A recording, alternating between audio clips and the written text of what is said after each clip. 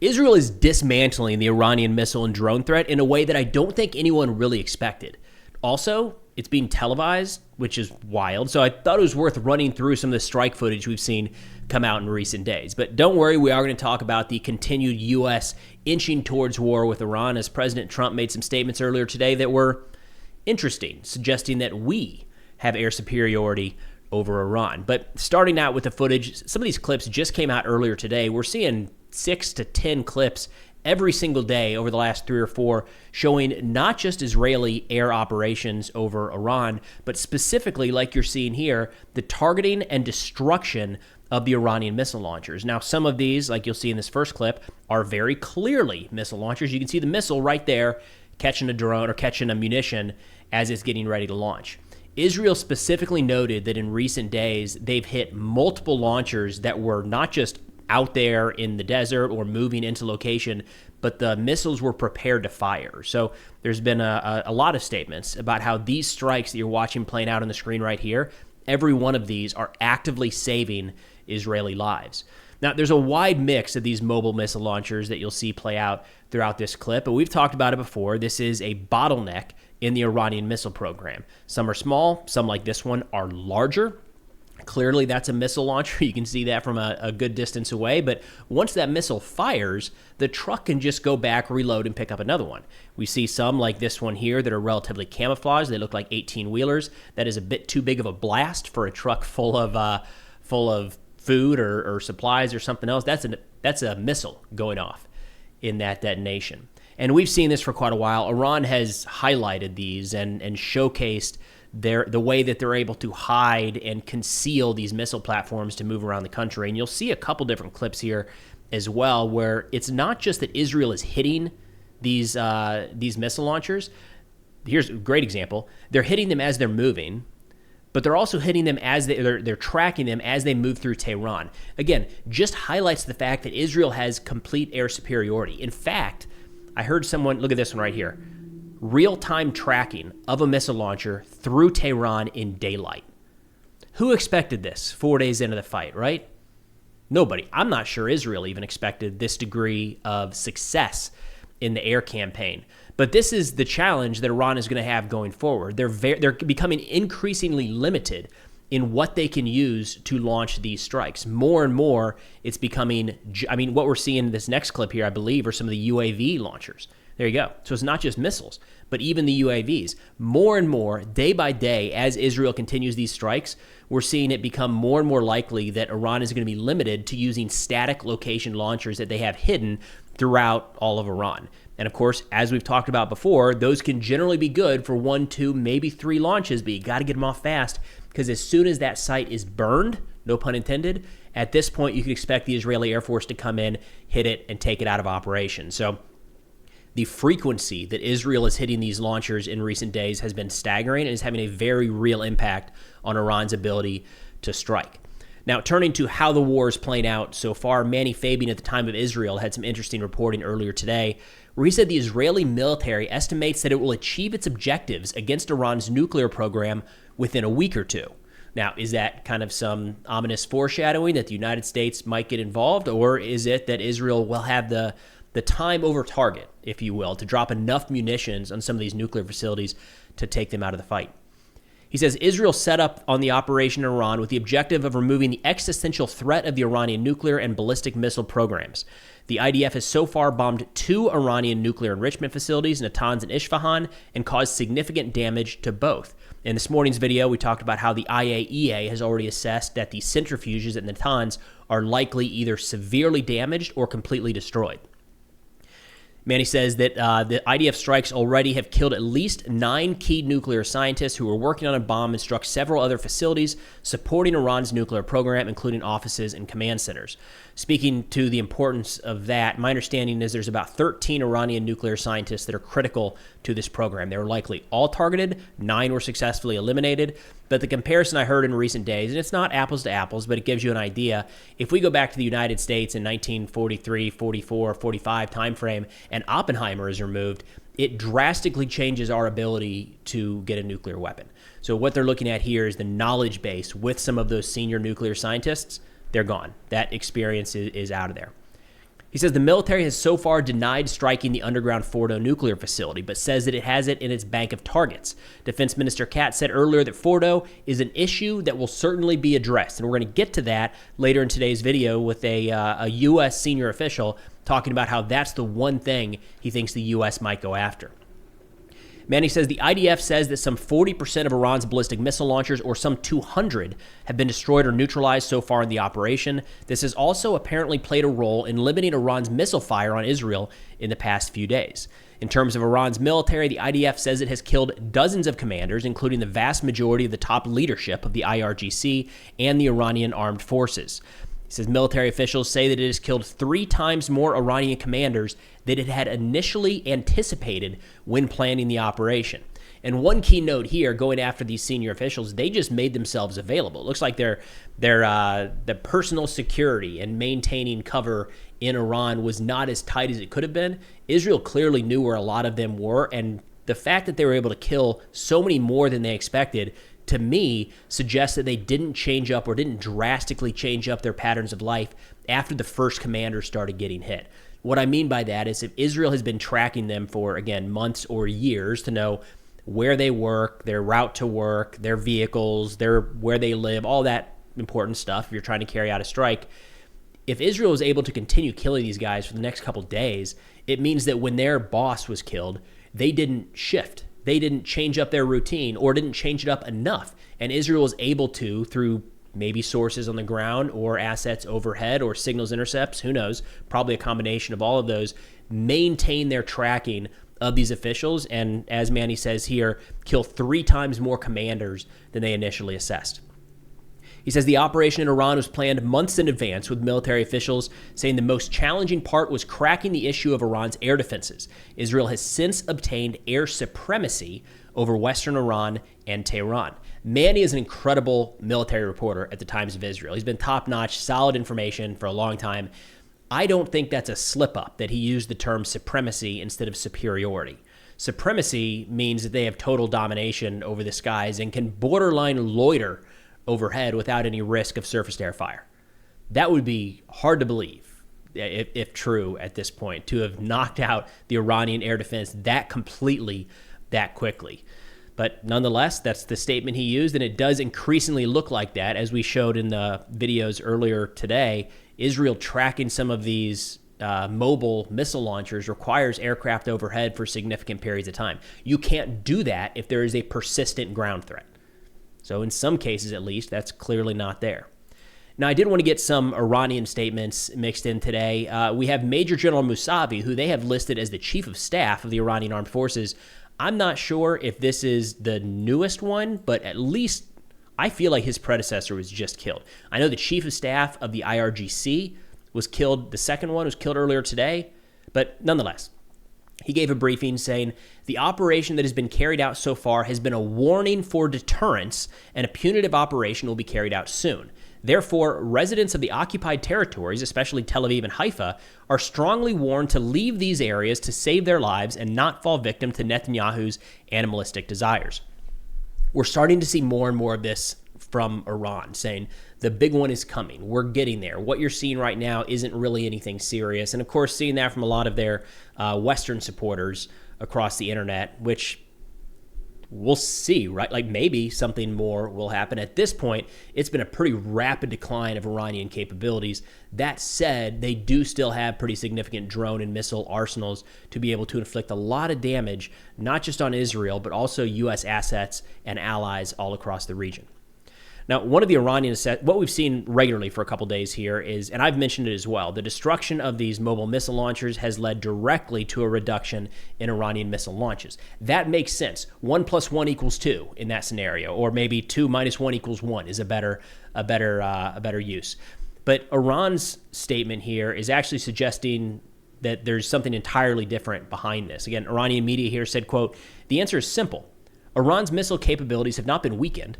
Rather, what is taking place is a calculated military tactic. Strikes have become precise and limited to achieve a greater impact with the fewest possible numbers. Launches continue, but in phases to confuse air defenses. At the same time, enemy batteries are being targeted gradually, weakening their defensive capabilities. As for the settlers, they spend more time in shelters, and this in itself is part of the psychological and moral pressure upon them. In other words, the little that is apparent hides the much that is planned. Maybe, right? Like the way they described it, technically that could be the case. And I don't know. I'm not in the IRGC signal group chat understanding why they're launching certain munitions at certain times. They do have a point, the psychological impact of constantly having to go back and forth to the shelters. I can't imagine having to live life like that, trying to go on day in and day out and constantly worried about the incoming Iranian missiles that we've seen in recent days are certainly hitting civilian infrastructure and highly populated areas in Israel. But the best word that comes to mind for me on this one is cope right now, just because there's no reason why, if this is the case, and I'm trying to be generous here, if this is the case and Iran is just waiting for what? So much of their senior leadership has been eliminated. Those were not easily replaceable officers. The multiple nuclear facilities now have taken serious damage, if not one, Natanz, being already destroyed. We've seen airports get hammered, multiple aircraft getting destroyed, launcher after launcher after launcher, missile sites get... So what are they waiting for would be the other side of this, or the counter argument. And that tends to be the camp I'm in right now. Maybe Iran has something more up their sleeve. Maybe there's a large barrage coming, larger than we've seen in recent days. But the whole idea that just wait, the real Iranian response is coming, makes me think of the real Russian army that is just waiting any day now to march on Kyiv. Now, turning back here to the United States with some interesting aspects of it looks more and more like we're going to get involved in this thing offensively. President Trump has had some bangers recently.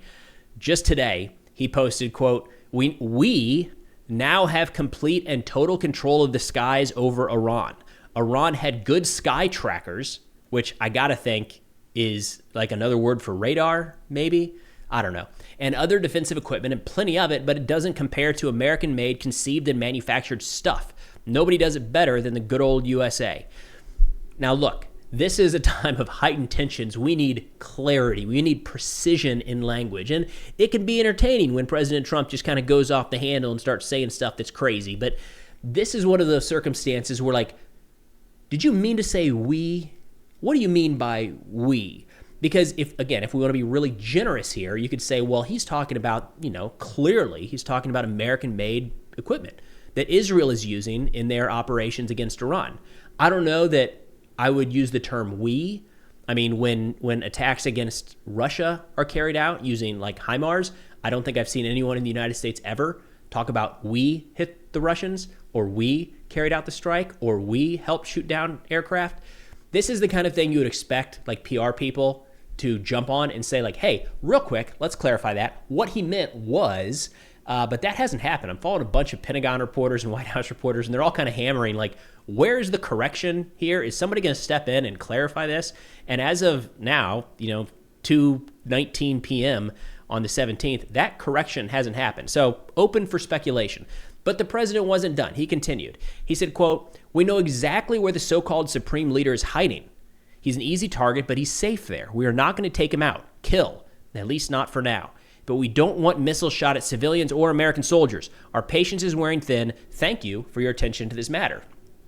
So that's kind of the first overt threat towards the Iranian leader, saying we know where he is. He's safe now for the time being. But shortly thereafter that, he came out with the absolute winner here, saying, all caps, unconditional surrender. What? Like what? Of what? I don't know even what that means. Like, are we all of a sudden, is this regime change now? Like, we're looking for Khamenei to step down? Who's the surrender? Who's this directed at? Again, we need precision in some of this language. And this kind of stuff, like, it sounds good in war and conflict, but, like, are we... Even Israel has been talking about it's their missile program and it's their nuclear program, and they've not even recently, at least, pushed kind of the idea of regime change. So a random post from the president of the United States while Iran is getting bombed saying unconditional surrender, maybe we have a different policy and it's just being announced first on Truth Social or something. I don't know entirely. Now, we are starting to see a lot of U.S. officials kind of line up behind the president in support of ongoing operations here. A couple notable ones. Mike Huckabee, the U.S. ambassador to Israel, sent this very long, interesting note to the president that the president then published entirely. So much for secrecy between friends, right? Get a text and immediately publish that thing for the whole world to see. In that, Huckabee talks about how, Trump is chosen by God of sorts, and God has a plan for him, and he trusts that Trump will do the right thing, and really kind of makes it look like Huckabee is suggesting, hey, Mr. Trump, strike Iran. Now, this is your time. This is what you're here for. And Vice President J.D. Vance also spoke up today. We're starting to see him kind of comes and goes on social media, but occasionally will jump out and defend President Trump's actions. And that's what we're seeing today, where he's saying, hey, behind the scenes, I'm seeing this. And President Trump wants to do the right thing. He's consistent on this, that Iran cannot have a nuclear weapon. And that's what we've seen a lot of Trump supporters go to in recent days. When I say Trump supporters, not just Americans that voted for him, but more vocal advocates online in the media, things like that. They're pointing to the fact that for years and years and years, President Trump has said Iran will not have a nuclear weapon. Therefore, any actions he takes to prevent them from getting a nuclear weapon is right in line with what he's always said. And to that end, I wanted to play a quick video here from Brett McGurk, who is a former senior national security senior national security positions. I almost said security advisor. That wasn't the case. For George W. Bush, Barack Obama, Donald Trump, and Joe Biden. So he's, cross the aisle kind of guy here. What he talks about in this interview is that the focus needs to be on Fordo. And we've talked about that before as well, right? It's not a secret. That's the one 300 feet underground. Likely Israel would need U.S. assistance to really take that one out, at least in a short period of time. And the way that McGurk phrases it here is, if we stop now, things could be even worse. And I think this is the language you're going to start seeing more and more. So let's give that a quick listen. We're seeing Iranian missiles hit central Tel Aviv and Haifa, for that matter, as well, going after oil refinery projects in Haifa. Where do you see all this going? I think if it comes back to one question, Fordo. Fordo is the deeply underground nuclear enrichment facility buried into a mountain about a half-mile underground. That is something the United States can take out. It's something the Israelis will have a lot of difficulty doing. If this ends with Fordo intact, you could actually have a worse problem. You could have Iran more inclined to go to a nuclear weapon, and they have that infrastructure intact. Two ways to deal with Fordo. Number one, a diplomatic deal. I think if the Iranian Foreign Minister Abbas Araghchi called Steve Witkoff, President Trump's envoy, tomorrow or today, and said, hey, let's sit down on the deal you put down a month ago. Remember, the U.S. put down a deal a month ago to basically get rid of the risk of an Iranian nuclear weapon. I think that this war would stop. The second way to take out Fordo is a military operation. It would be a U.S. military strike. But these can be combined. The more Iran thinks that might be coming, the more likely you're to have a good diplomatic outcome. Now, an interesting one that I wanted to wrap up on here, because I feel like we need to get this information out there so people are aware of kind of the different angles that this is being approached from. Iran's nuclear weapons program, that is kind of the core of what is happening here. Now, Israel, in all of their statements, also talks to the ballistic missile capabilities and the uptick in production in recent months, and we're seeing that that is clearly a risk, even without nuclear weapons, with nuclear warhead, to Israel today. So Israel is saying both. Nuclear weapons, they say that Iran was on the verge of breakout capability in a matter of days, but the messaging here in the United States has been very different. I mean, we just had DNI, Tulsi Gabbard, the director of national intelligence, not long ago, like a couple months ago, say, no, it's going to be a while. We do not assess that Iran has restarted their nuclear program. And then just last week, we had the CENTCOM commander kind of contradict her. In fact, President Trump was asked about this just yesterday, because what Israel is saying, that Iran is ready to break out any day, so they had to act with urgency, directly contradicts the U.S. intelligence community assessment as of today still. So let's go ahead and play that quick clip. The IC continues to assess that Iran is not building a nuclear weapon, and Supreme Leader Khamenei has not authorized the nuclear weapons program that he suspended in 2003. Tulsi Gabbard testified in March that the intelligence community said Iran wasn't building a nuclear weapon. I don't care what she said. I think they were very close to having it. So this whole differing views on the intelligence assessment, I think, is going to get a lot of attention going forward, and it should. Because, again, are we really missing the ball here? Are our senior officials ignoring the intelligence? Is our intelligence bad? I don't know. There's not a lot of good scenarios here, if we're being honest. So hopefully this continues to get the attention it deserves, and we figure out why on earth our assessment is so drastically different from that of Israel. But that's all I got for now. Thanks for watching, and I'll see y'all next time.